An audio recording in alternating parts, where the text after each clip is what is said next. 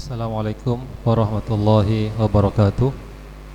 Bismillahirrahmanirrahim. Ila hadratin Nabi Mustafa Muhammad sallallahu alaihi wasallam wa ala alihi wa azwajihi wa dzurriyyatihi jami'a ashabihi wa tabi'in wa tabi'it tabi'in ulama il amilin wa laimatil mujtahidin wa li jami'i awliya illahil mukramin.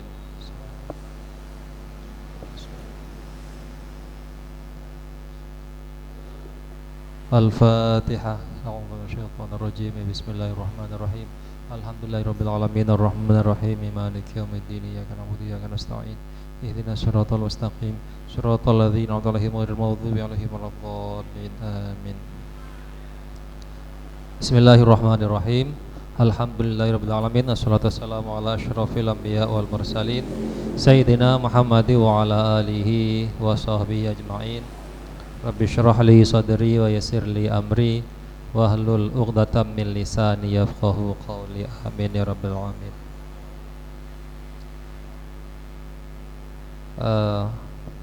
Pada pertemuan ini masih melanjutkan pembahasan tentang maksiat badan ya.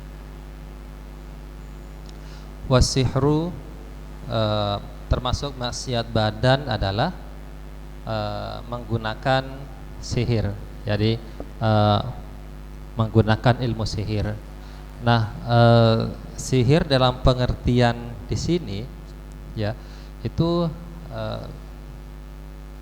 bisa berarti ilmu gaib ya, yang memang yang seperti kita kenal sekarang ya, misal di Indonesia biasanya disebut dengan santet gitu ya. Atau juga bisa berarti trik-trik sulap ya yang digunakan untuk menipu orang ya, itu sihir ya. Pada masa cerita Nabi Musa ya yang melawan tukang sihir Fir'aun, itu ternyata yang dimaksud sihir yang pada apa namanya tukang sihirnya Fir'aun itu bukan sihir seperti yang kita kenal sekarang, bukan santet dan semacamnya, tapi itu sulap. Itu sulap. Jadi menggunakan trik tertentu sehingga apa yang dilihat itu bukan kenyataannya, gitu ya. Jadi ya sekarang kayak sulap itu, ya. Jadi ular-ularnya yang digunakan, jadi tali-tali yang digunakan oleh tukang sihirnya Fir'aun itu sebenarnya tetap tali, bukan ular, gitu ya. Nah, cuma kemudian menggunakan trik tertentu sehingga itu menjadi seakan-akan seperti ular, jadi terlihat ular. Padahal sebenarnya itu adalah apa namanya tali, tetap tali, gitu ya, tali dan kayu. Jadi itu sihir yang dimaksud pada cerita Nabi Musa itu, gitu ya. Nabi Musa dan Fir'aun itu seperti itu.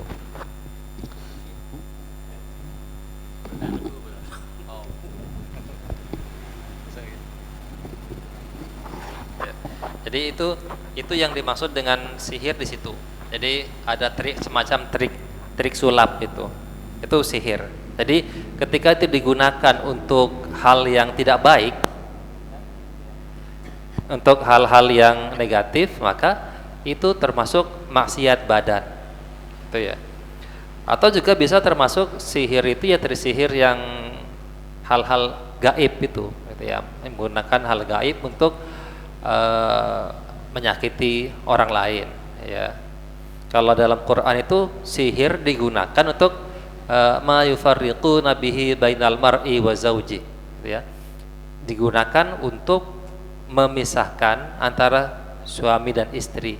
Jadi menggunakan amalan tertentu, ritual tertentu yang dimaksudkan untuk bagaimana misalnya ada suami istri ini bisa berpisah, bisa cerai ya, saling membenci satu dengan yang lainnya. Itu sihir dalam pengertian yang kedua, gitu ya. Kalau dalam pengertian yang pertama tadi itu trik-trik sulap itu. Nah, itu semua termasuk haram ya. Jadi sulap itu kalau memang tujuannya memang untuk negatif, itu bisa menjadi sesuatu yang haram. Tapi kalau sekedar hiburan itu lain lagi masalahnya. Terus wal khuruju an taatil imami, an taatil imami, keluar dari ketaatan kepada imam. Jadi termasuk maksiat badan berikutnya adalah tidak patuh kepada imam, tidak patuh kepada pemerintah yang sah. Itu termasuk maksiat. Kenapa? Karena kita diperintahkan taat kepada Allah, Rasul, dan ulil amri, ya. Ati Allah wa atiur Rasul, kemudian wa ulil amri minkum. Siapa ulil amri itu? Kalau dalam masalah agama, ulil amri ya ulama, ya. Tapi kalau dalam masalah pemerintahan, masalah bernegara, ulil amri adalah pemerintah. Sehingga kita wajib taat kepada pemerintah yang sah. Bukan hanya pada pemerintahnya, kepada aturan-aturan pemerintah kita juga harus wajib mentaatinya. Apapun aturan itu selama tidak bertentangan dengan aturan-aturan agama, maka itu tidak boleh dilanggar. Apapun itu, gitu ya. Jadi ketaatan kepada pemerintah yang sah itu adalah bagian dari ketaatan kepada agama, ya. Jadi bagian yang tidak terpisahkan dari ketaatan kepada agama.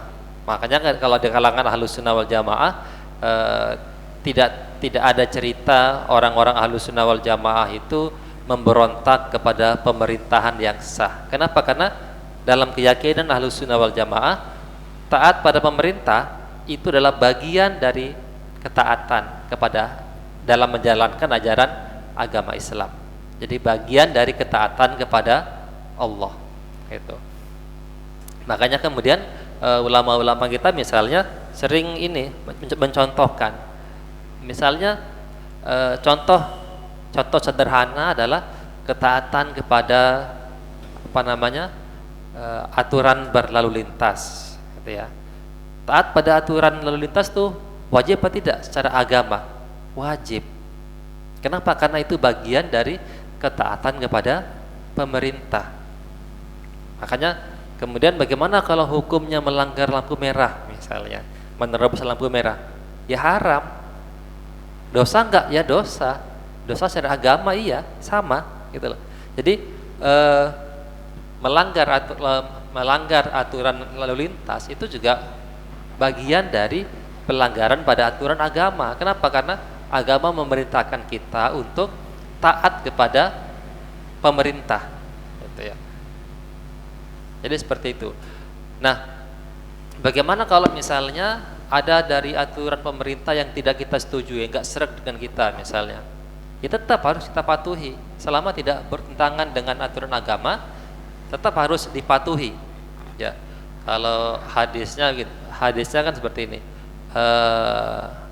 Barang siapa man ra'a min amirihi syai'an yukrihuhu falyasbir. Ya.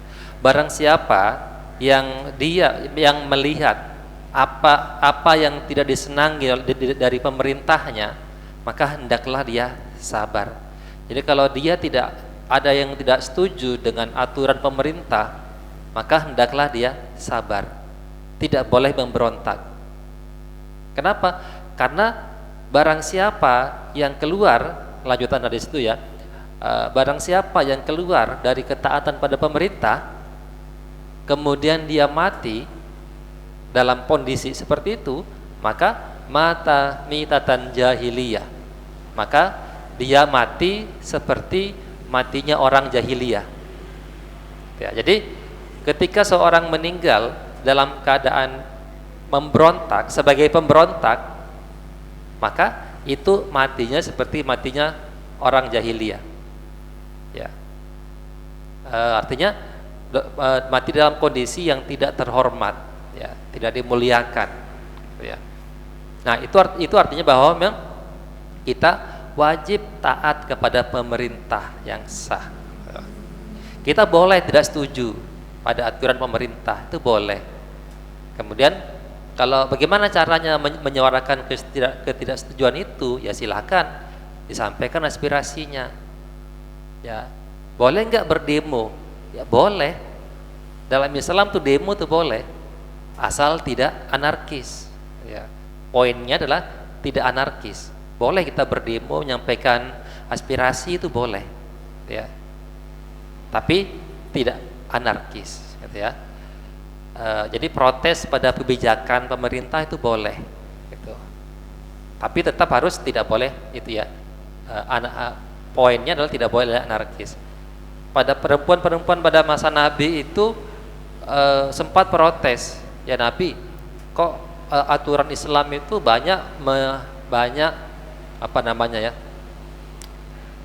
yang diperintahkan laki-laki gitu, berperang laki-laki, ada beberapa hal itu laki-laki yang diperintahkan, terutama perang, kok laki-laki, kita juga ingin perang, syahid, berjihad, kata perempuan pada masa Nabi itu.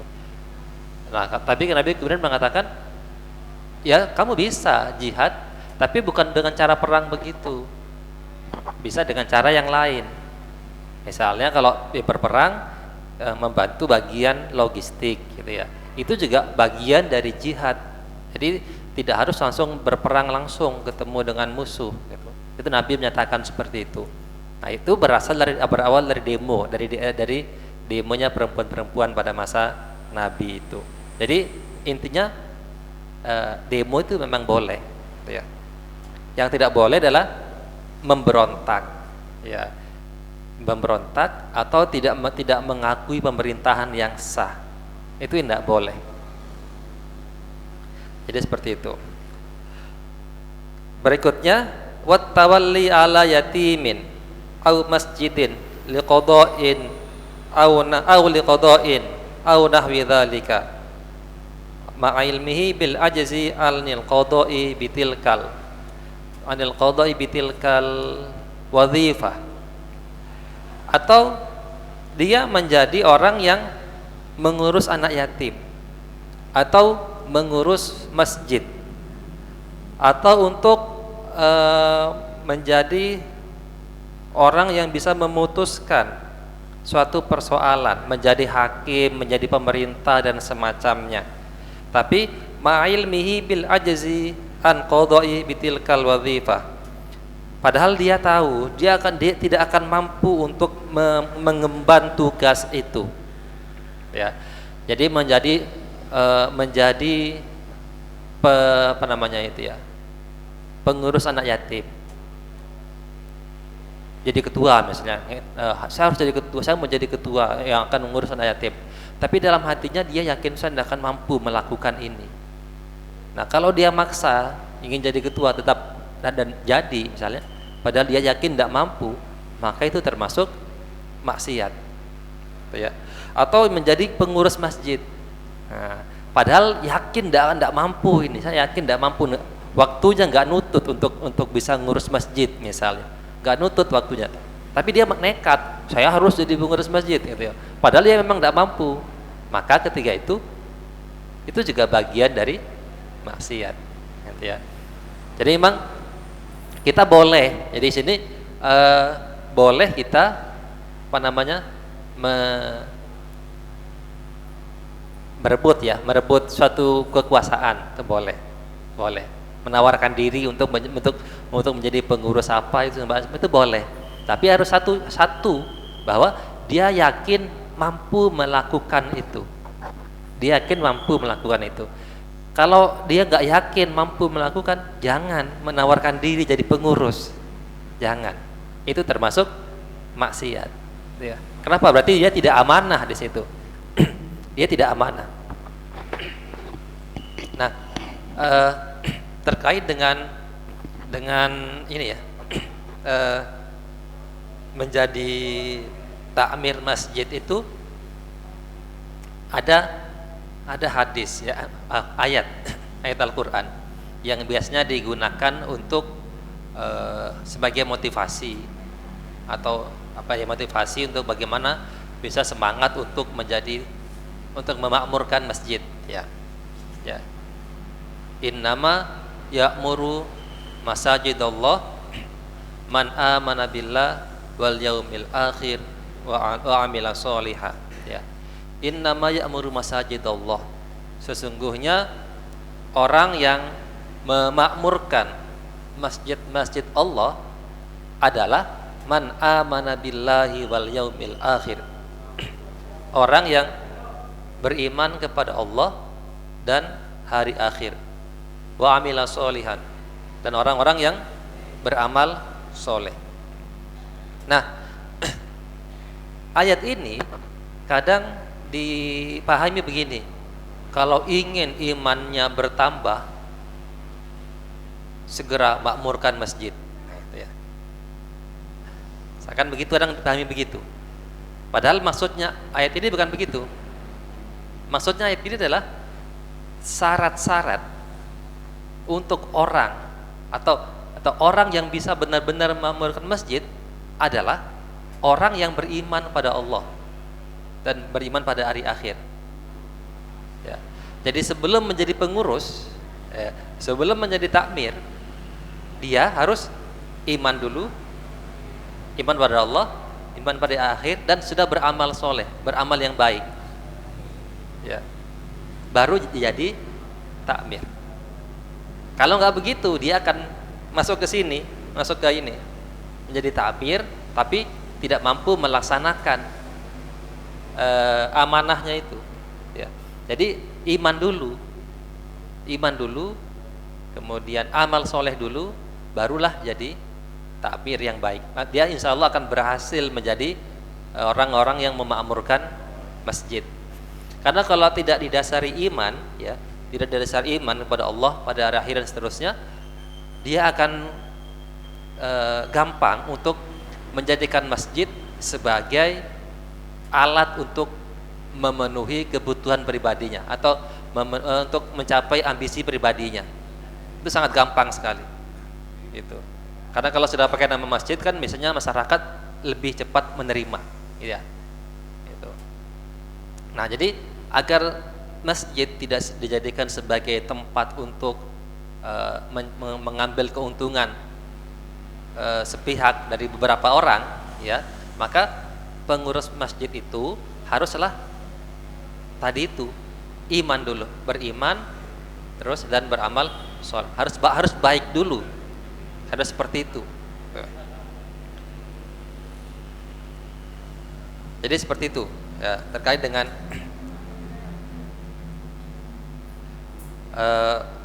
bagaimana kita mencari takmir yang baik, gitu ya. Ya, makanya muncul istilah, kenapa ada muncul politisasi agama, ada muncul politisasi masjid. Masjid dijadikan tempat untuk kegiatan politik, gitu ya. Kadang masjid dijadikan tempat untuk mengeruk kepentingan keuntungan pribadi misalnya. Kenapa? Karena dia berarti iman menjadi takmir bukan orang yang beriman, bukan orang yang imannya kuat dulu, gitu ya. Kalau imannya kuat, maka pikirannya adalah bagaimana bisa memberikan sesuatu kepada masjid, bukan bagaimana bisa mendapatkan sesuatu dari masjid. Itu yang paling penting. Jadi bagaimana kita memakmurkan masjid, bukan mencari kemakmuran di masjid, kan itu kan gitu. Itu yang paling penting. Berikutnya wa iwa udzalim, dan termasuk maksiat badan adalah wa iwa udzalim, dan membiarkan orang zalim. Ya. Jadi ada kezaliman dibiarkan, ya, dibiarkan padahal dia mampu untuk menghalanginya, mencegahnya. Ada kemaksiatan dia biarkan padahal dia mampu, ya. Itu jadi termasuk kemaksiatan juga, ya. Jadi termasuk maksiat. Wa man'uhu mimman yuridu akhdhal haqqi minhu, dan mencegah dari orang yang ingin untuk mengambil haknya dari orang yang zalim itu. Ada orang misalnya ada orang mencuri, ya, mencuri barangnya. Ketika pemiliknya mau mengambil barang itu, disegah, kamu tidak boleh ambil barang itu, ya, dicegah. Padahal memang miliknya orang ini, mengambil haknya dia. Nah itu termasuk maksiat. Jadi dia tidak berbuat zalim, tapi membantu orang untuk berbuat zalim atau mencegah orang lain untuk mengambil haknya dari orang zalim tersebut. Ya. Ini kalau sekarang bisa dimasukkan ke ini. Kalau yang sekarang lagi ramai itu kan apa? Money laundry itu ya. Pencucian uang itu. Ya. Jadi dia mencuri, dia korupsi, kemudian dikasih ke orang lain, diputar-putar, akhirnya sehingga tidak ketahuan jejak korupsinya. Nah itu termasuk kemaksiatan, ya. Atau jadi penadah misalnya. Jadi penadah itu termasuk maksiat juga, penadah dari pencurian. Kemudian watarwi'ul muslimin, dan menakut-nakuti orang Islam. Jadi itu termasuk maksiat. Jadi mengganggu orang Islam, mengganggu, ya. Jadi termasuk meneror, ya, melakukan teror, itu termasuk maksiat. Walaupun mengatasnamakan agama, itu termasuk maksiat. Jadi tindakan teror, ya, menakut-nakuti, itu maksiat. Ya. Terorisme itu sesuatu yang dilarang dalam Islam. Kenapa? Karena memunculkan ketakutan kepada orang lain. Sebenarnya bukan hanya pada orang Islam, kepada non Muslim pun sama, tidak boleh menakut-nakuti. Ya, kalau nggak salah ceritanya itu setelah perang Badar, ya, setelah perang Badar kan orang kafir Quraisy kalah, ya, kalah. Nah kemudian setelah selesai perang itu, umat Islam sudah kembali ke Madinah, orang kafir Quraisy kembali ke Mekah. Nah, orang Islam di Madinah ini mendengar kabar kalau orang Quraisy akan melakukan perjalanan ke suatu tempat, ya, yang melewati dekat Madinah. Nah, kemudian sebagian umat Islam tanpa melapor ke Nabi itu mendatangi tempat itu. Jadi mencegat itu. Ingin mencegat kelompok orang Quraisy yang sedang melakukan perjalanan itu. Jadi ingin menakut-nakuti di situ. Nah, kemudian ketika orang-orang Quraisy ini mendengar kalau jalan yang mereka lalui sudah ada orang Islam di situ, orang Quraisy ini pergi, takut, ya, pergi. Nah, akhirnya tidak terjadi bentrok, tidak ada bentrokan di situ. Pulanglah masing-masing. Setelah pulang, orang Islam ini barulah melapor ke Nabi tentang kejadian itu.